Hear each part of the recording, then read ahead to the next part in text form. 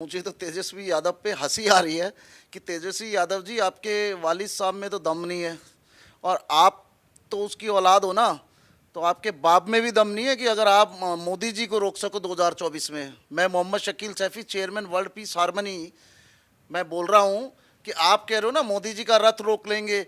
हजारों करोड़ों मुसलमान मोदी जी के साथ हैं और उस रथ से आगे हम लोग पहले चलेंगे। पहले आप हमें रोकना तेजस्वी जी।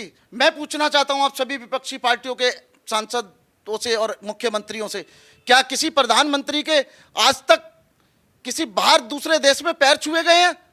हमारे देश के प्रधानमंत्री आदरणीय नरेंद्र मोदी जी के पैर छुए गए हैं और वो भी एक देश के प्रधानमंत्री ने पैर छू के आशीर्वाद मांगा है। आज इतना डंका प्रधानमंत्री नरेंद्र मोदी जी का बोल रहा है कि हर आदमी उनको अपना दोस्त मानता है। मैं आपको बताना चाहता हूं कि इस देश में जितना मुस्लिम मोदी जी के राज में सुरक्षित है, कभी कांग्रेस के राज में भी सुरक्षित नहीं रहा।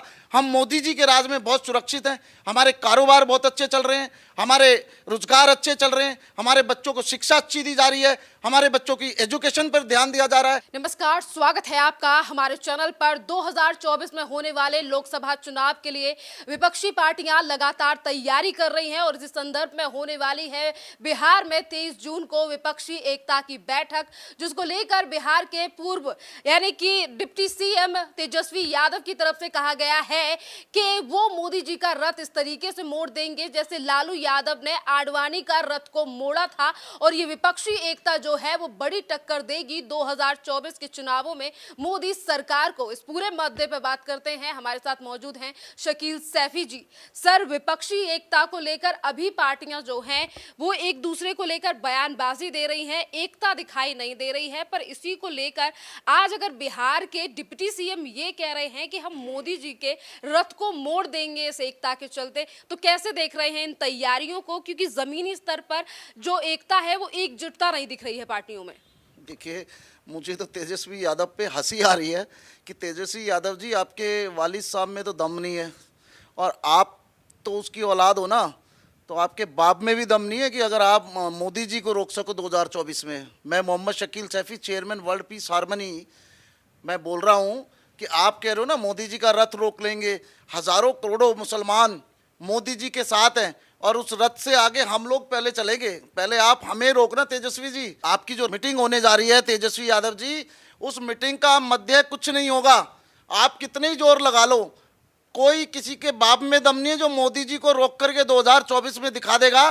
2024 में 300 प्लस सीटें मोदी जी लेकर के आ रहे हैं और मुस्लिम समाज अब समझ चुका है कि आपके वालिद साहब हों या मुलायम सिंह जी हों या अखिलेश यादव जी हों, मायावती हों या और विपक्षी पार्टियां हों, आप लोगों ने हमेशा मुसलमानों का मिसयूज किया है। मुसलमानों को 70 साल में आपने धोखा दिया, आपने हमें अब हम समझ चुके हैं कि आप सिर्फ हमारी वोटिंग की बात करते हैं और पीछे से हमारे पे वार करते हैं।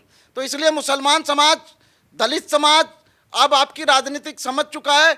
एक दलित बेटी पे अगर अत्याचार होता है तो दलित वोट मांगने तो जाते हैं, क्योंकि दिल्ली में चुनाव नहीं था तो आप लोग तब उसके घर पे नहीं गए, साक्षी के घर पर।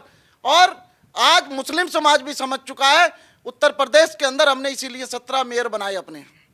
सर, इसी के साथ अगर जिक्र किया जाए कि एक तरफ नीतीश कुमार, वहीं दूसरी तरफ डिप्टी सीएम जो हैं वो 2024 के चुनावों को लेकर दम भर रहे हैं और वहीं दूसरी तरफ अभी देखें जो दरभंगा में पुल गिरा है, जो कि ये कहा जा रहा था कि नीतीश कुमार के सपनों का पुल है, 1700 करोड़ रुपए की लागत से बना ये पुल जिस तरीके से ढह गया है। और वहीं दूसरी तरफ विपक्षी पार्टियां एकजुटता नहीं दिखा रही क्योंकि उमर अब्दुल्ला केजरीवाल पर हमलावर हैं। कांग्रेस ने अध्यादेश पर अरविंद केजरीवाल को समर्थन देने से मना कर दिया। मीटिंग में आने को लेकर टीएमसी की तरफ से कोई खबर नहीं है। तो क्या ये विपक्ष जो है वो एक हो पाएगा जो हमेशा एक मुद्दे को लेकर एक दूसरे के ऊपर प्रहार करता है? देखो, मायावती जी ने तो मोदी जी के लिए बोल दिया है, मोदी जी को समर्थन करेंगी और विपक्षी पार्टी एकजुट नहीं होंगी, क्योंकि हर एक विपक्षी पार्टी जिसका एक सांसद भी है ना, वो भी देश का प्रधानमंत्री बनना चाहता है। वो भी चाहता है कि मैं प्रधानमंत्री बनूं, चाहे उसमें ममता बनर्जी हो, चाहे अखिलेश यादव जी हो, चाहे राहुल गांधी जी हो, चाहे खड़गरे साहब हों, चाहे नीतीश कुमार जी हों। नीतीश कुमार जी, आप इस जन्म में तो जब तक मोदी जी है ना, कोई प्रधानमंत्री नहीं बन सकता। मैं दिल की गहराइयों से और अल्लाह पे विश्वास है मुझे कि जिस देश में 2024 में भी देश के प्रधानमंत्री नरेंद्र मोदी ही बनेंगे और नरेंद्र मोदी के सिवा आप लोग लड़ करके मर जाओगे आपसी में, आप तय ही नहीं कर पाओगे, क्योंकि जिस पार्टी आपको समर्थन देगी वही शर्त रखेगी प्राइम मिनिस्टर हमारा होना चाहिए। तो ये मैजिक है कि आपके विपक्ष एक नहीं होगी और इतने में मोदी जी अपना काम कर जाएंगे, 300 प्लस सीट लाके अपनी सरकार हम दोबारा से बना लेंगे मोदी जी की। विपक्षी एकता के साथ साथ राज्यों में सरकारों के द्वारा काम जो किया गया है वो भी काफी मायने रख रहा है सर, क्योंकि बिहार में भी भ्रष्टाचार निकल कर आ रहे हैं, पश्चिम बंगाल में भी कोयला घोटाले से लेकर शिक्षा भर्ती घोटाला है, महाराष्ट्र की पूर्व सरकार के घोटाले निकल कर आए थे। तो क्या इन घोटालों को भूलकर जनता विपक्ष पर भरोसा करे? देखिए, विपक्ष पे भरोसा करने का तो मतलब ही नहीं है। दिल्ली में केजरीवाल पे भरोसा किया, बंगाल में ममता बनर्जी पे भरोसा किया, बिहार में नीतीश कुमार पे भरोसा किया। नीतीश कुमार जी, आप अपने दम पे सरकार नहीं बना के लाए थे, आपको नरेंद्र मोदी जी के नाम पे वोट मिले थे और आप नरेंद्र मोदी जी के समर्थन में साथ थे, पार्टनर थे। आप बाद में धोखा देके नरेंद्र मोदी जी को दोबारा आपने सरकार बनाई है, नहीं तो चुनाव आप नरेंद्र मोदी जी के नाम पे जीते थे। तो घोटाले इन्होंने इतने कर रखे हैं सारी विपक्षी पार्टियों ने, ये अपनी जान बचा लें। और मैं बधाई देना चाहता हूँ इस देश की ईडी को, सीबीआई को और आईबी को, जितनी भी हमारी एजेंसी है सबको मैं बधाई देना चाहता हूँ।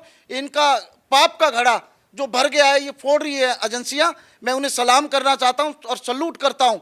और इनके जितने नेता हैं, इन सबको, ये जो विरोधी नेता हैं और जो ये विपक्ष के नेता जितने घोटाले कर रहे हैं, तो इनको तुरंत जेल में डालना चाहिए। सर, अभी आपने एजेंसियों का जिक्र किया है, ईडी और सीबीआई का, पर जहां पर भी छापेमारी इन एजेंसियों के द्वारा की जा रही है, आरोप ये लग रहे हैं कि 2024 के चुनावों को देखते हुए मोदी सरकार ने अपनी एजेंसियों को एक्टिव कर दिया है विपक्ष के ऊपर दबाव बनाने के लिए।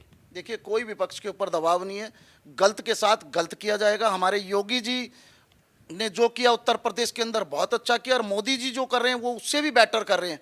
मोदी जी ने आज, मैं पूछना चाहता हूं आप सभी विपक्षी पार्टियों के सांसदों से और मुख्यमंत्रियों से, क्या किसी प्रधानमंत्री के आज तक किसी बाहर दूसरे देश में पैर छुए गए हैं?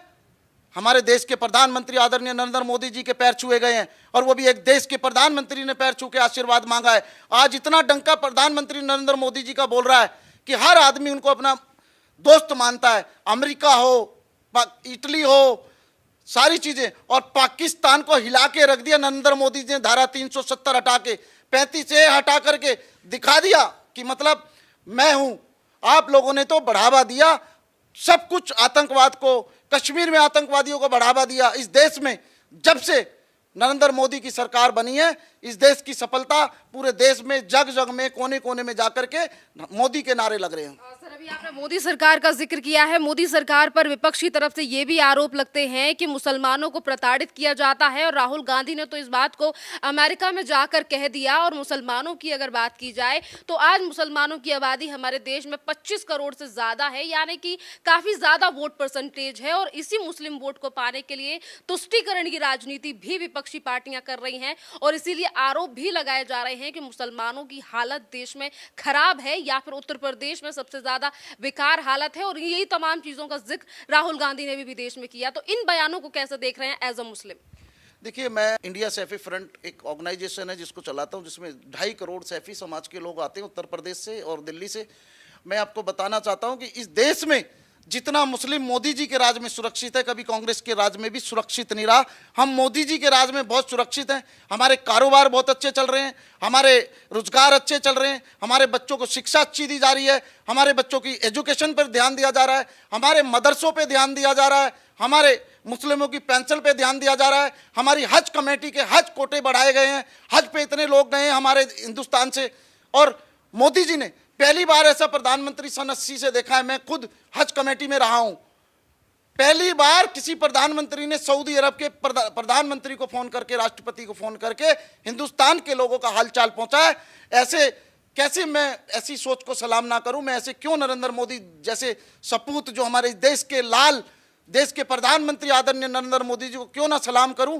वो कोई धर्म विपक्ष नहीं मानते। उन्होंने पार्लियामेंट के अंदर भी कुरान की आयतें पढ़वाई, चर्च का भी करवाया, जैन का भी करवाया, सिख का भी करवाया। तो ऐसी सोच को मैं सलाम करता हूं। अब लोग समझ चुके हैं कि नरेंद्र मोदी सबको साथ लेके चलेंगे, सबका साथ, सबका विकास, सबका विश्वास साथ लेके चलेंगे। एक तरफ विपक्ष है, दूसरी तरफ असदुद्दीन ओवैसी भी ये कहते हैं कि मुसलमानों को एकजुट होना चाहिए, तभी उनकी सुनी जाएगी। आज एकजुट हो चुके हैं ना हम लोग, आज हम एकजुट हो चुके हैं ओवैसी साहब। हमने फैसला कर लिया कि मरेंगे तो मोदी के साथ, जिएंगे तो मोदी के साथ, और 2024 में वोट देंगे तो मोदी को देंगे और लाएंगे तो मोदी को लाएंगे। हमने ये फैसला कर लिया है। आप इस जन्म में तो जब तक मोदी जी है ना, कोई प्रधानमंत्री नहीं बन सकता। मैं दिल की गहराइयों से और अल्लाह पे विश्वास है मुझे कि जिस देश में 2024 में भी देश के प्रधानमंत्री नरेंद्र मोदी ही बनेंगे, और नरेंद्र मोदी के सिवा आप लोग लड़ कर के मर जाओगे आपसी में।